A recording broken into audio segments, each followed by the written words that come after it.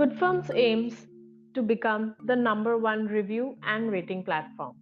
And this podcast is a small initiative to bring the tech sector into the limelight of the podcast industry. I'm your host, Suhana Bhattacharya, and today we are in conversation with the CEO of Bugraptors, a software testing company that is the global leader in quality assurance and software testing services. Yashu Kapila is equipped with around 2 decades of experience in the testing landscape and holds proficiency in client relationship management, resource allocation, and more. Yashu, I welcome you to the Good Firms Leaders Roundtable podcast. Anything that you like to add to the introduction, something I might have missed? Suhana, thank you so much for the introduction. First of all, I would start by saying that I am very glad to be associated with the Good Firms since long, and this podcast initiative that has been taken by Good Firms, that's a really in need of the hour, in which the people can get more connected to the tech, and the people who are looking forward to more knowledge can get knowledge from here. And as far as my introduction is concerned, you have rightly said I have close to 2 decades of experience with the quality line, and Bugraptors, we took it up back in 2016, and we are working as a one-stop shop for all the quality needs, starting from the manual, the API, the database, and automation, security, everything under one roof. Thank you so much. So far in this podcast, we have covered different topics that concerns either mobile app development, software development, and various other topics. But we believe we have somehow not talked a lot about something that is prevalent in every development procedure, no matter the product, and that is quality assurance or quality engineering. But before we can move forward, I am in a bit of a dilemma, and I'm sure our audience is also hearing the term quality engineering. So, can you explain what is quality engineering and how is it different from quality assurance, the word QA? Yeah, sure, Suhana. So quality engineering, it is basically a practice of ensuring that quality checks are done during all the stages of product development. In fact, I would say it's a broader term that contains everything from quality assurance to quality control. It includes the methodologies, the processes to be followed, the delivery and deployment checks. And if we speak about quality assurance, it is the most critical component of quality engineering, from analyzing the requirements to creating a high performance tech product. Quality assurance, it helps quality engineering to get all the checks done. I hope I answered your question. Yes, absolutely. So, what are some of the obsolete QA practices that are holding back companies or startups from implementing refined QA processes in their organization? According to me, it's basically the rigid approach towards the ongoing methodologies and practices that is hampering the entire QA lifecycle of any organization. Most of the time, the teams are not ready to take up new challenges aligned to the new practices, which ultimately limits the quality. There might be resistance towards the advanced tools, some coding practices, test initiatives. It restricts the whole idea of redefining the QA process. Hence, I would say before any process change in any organization, there has to be a thought process change. Right, exactly. In fact, people do believe that quality assurance is a process that comes after a series of design and development process. So, how can teams ensure that quality is integrated into the development process from the beginning, from the onset, rather than being an afterthought? Yeah, integrating quality at the early stage of the development is need of the hour because it helps cutting any issues or delays. As we say, sooner the better.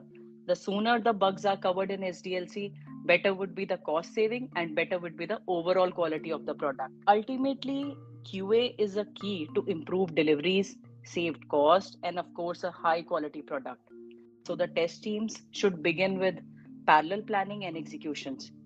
Okay, let me put up some key points which are mandatory for a timely onset of QA. First is planning of the software release schedule well in advance and getting it approved and sharing the same with all the stakeholders like the dev teams, the testing teams, the business analysts. Second, I would say a test document plan is a must. It should have the detailed test strategy, the test scope, the entry exit criterias, the selection of the tools, the resources, the environments. Number three, a full-blown test suite is must. The test cases, they have to be on a central repository, accessible to all, and they have to be regularly updated. Lastly, there has to be a simultaneous execution of the test cases when the development process is going on. Right. I really like the term that you use, that the sooner the better, because quality assurance should be taken care at every stage of the development life cycle. So the product is not delayed or there is no such problem which was overlooked before and now it is suddenly here, right? Certainly, and the later stages when we uncover the bugs, the cost of fixing those bugs is a multifold of the Hmm. initial fixes. So the Right, sooner if we right. find out right bugs at the stage of requirement analysis versus when it is going to UAT, it is a 10 or 20 fold the cost comes up. Truly, truly. So, what are some of the common challenges that organizations face when trying to improve their quality assurance processes, and how can they overcome that? Basically, see, testing is all about adding value, but still there are certain obstacles that organizations face in their fight for quality.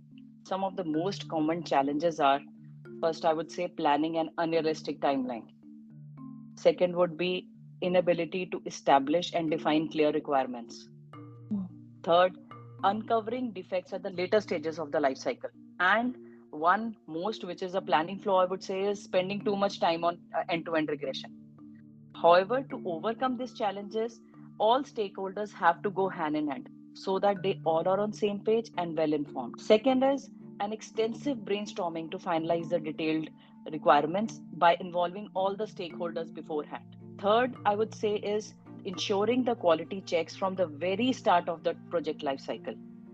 And last but not the least, automation should be introduced to reduce the time taken in the testing lifecycle. Hmm. And since many IT companies have come up in the market, and there is a fierce competition with the apps that are getting launched, so I believe that speed and agility is the priority for majority of organizations, and with that, quality can often take a backseat. So, how can organizations balance the need for speed and agility with the need to ensure that only high level quality products hit the market or is delivered? So, and I totally agree with you. Growing demand of these digital products, it makes it look more convenient for the IT solution providers to skip or limit them on the quality part. But the point is, it ultimately puts the product into the round robin state, which eventually leads to delays and the poor product quality. However, integrating QA into the product life cycle, it's creating more sustainable quality products. A few things which I think can be done as far as maintaining the quality and the speed and agility of the product is, first is defining self-imposed deadlines that can add discipline to the development process itself. Second would be retrospect the routine to overcome the production complexity based on what kind of product we are going to take to the market. Next is selection of right test approach and tools, and inducing testing and development best practices simultaneously. See, end of the day, whenever we have to maintain the quality and the speed of any product, we have to ensure that every stage of the development life cycle is full into action, maintaining the best practices so that the time taken to market gets reduced. Right. Thank you. Thank you so much for sharing these points. I think these are some very insightful points that companies can follow to actually have a balance between speed and agility while also concentrating equally on quality. So, moving forward, web and mobile applications obviously require vigorous testing, but we have covered this in other podcasts also, that evolving technologies like big data or AI/ML, cloud computing, we believe it changes the scenario, changes the landscape that developers and testers were already working on. So, with these all Right. technologies taking the center stage, what kind of changes does a new quality assurance service offering company must do to keep up with the changing market scenarios? See, the introduction of advanced technologies has completely changed the present QA landscape also. But aligning the QA process with this rapidly changing tech environment requires testers to progress along with this change, especially when we see mobile web is quickly integrating AI, ML, cloud, and other new technologies into their development process. Few organizations too are aiming to get a grip of these technologies. Besides, it is necessary for the testing team. They should work towards defining the right test environment, being clear on the test requirements, and also analyzing their test coverage for optimum productivity. Right. I'm so glad that we covered this because for years the web and mobile app testing has prevailed in the industry, but something which people not really know about of how these complicated technologies which are being worked upon is how are they being tested, right? True. Hmm. So while we are having this discussion on quality engineering or QA process, we cannot actually skip the tools that help make quality assurance process easier. Can you list some automation tools and techniques that are used to streamline QA process and improve efficiency? Yeah, indeed. Test automation is essential for effective quality assurance process because from improving the time of delivery to driving more accuracy, test automation has tons of benefits. And if I need to highlight few test automation tools that can help to transform the QA process, some of them would be Selenium, Test Complete, Cypress, Catalan, Lambda Test, many more to the list.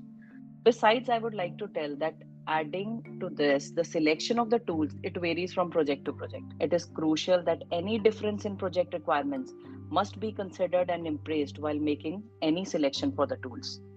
And some quick tips that I would like to share to the QA teams to strengthen their test automation initiatives. This can be they should be knowing what to automate, exactly what is their scope of automation.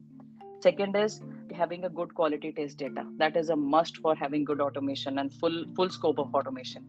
Next is keeping your functions small. And last, configure your CI/CD setup to be regular on the game. Right, right. Of all the points that you have mentioned, personally, I believe that my favorite one is know what should be automated. I think it's prevalent to every industry that automation is seeping into. That knowing what should be automated and should be not is the key difference to creating a harmony in the workforce and in the project too. True, Swana. So, what are some of the emerging trends in QA processes and quality engineering, and how can organizations stay ahead of the curve? See, I believe change is part of evolution. The only thing we need to do is move along with the trends while also sticking to our past learnings and principles. Be it the introduction of agile or shift left, everything that is being designed is to complement quality engineering initiatives. As far as simplifying the whole testing procedure is concerned, I think test automation, IoT testing, AI testing, they are all adding values to the existing operations. Also, the need to create a secure virtual environment has triggered the need of API testing, blockchain testing, and cybersecurity testing. Therefore, any organization that is looking forward to lead the competition will have to adopt this change. Definitely, to just mention that they cannot stay behind or keep holding back to the old methods and principles. They should be doing that, but they should also be moving forward with the trends of the industry. Certainly, there has to be a balance between what is coming up new and also imbibing whatever we have learned in past. It has to be a cusp of that.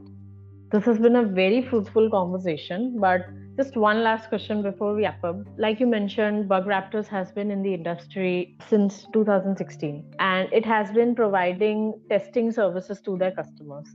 Since your association with our platform, can you please let us know how GoodFirms has helped you increase your horizons and win more trust of your clients and become a one-stop destination for all software QA testing needs? Yeah.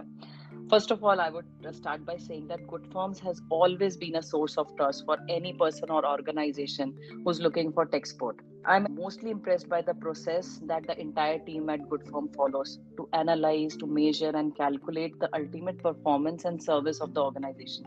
It makes it a more valuable resource to pursue. At Bugraptors, we have always constant focus on quality, right from customer service to adopting new technologies and innovations with our operations. We always strive to deliver the best. Fortunately, GoodFirm has always been a trusted partner, which has recognized us all our efforts and helped us to take to masses and bringing us exposure in terms of better business opportunities. We are really grateful and we look forward to sustain a top spot at GoodFirm's leadership metrics. Thank you so much, Suhana, for this wonderful interaction. Thank you. Thank you so much, Yashu. Thank you for saying such kind words about Good Firms, because we actively keep on working so that our platform can be a trustworthy platform for anybody looking to hire services for their business. And we had such a good conversation. I really enjoyed it. Thank you so much. Thank you so much, Suhana. Nice talking to you.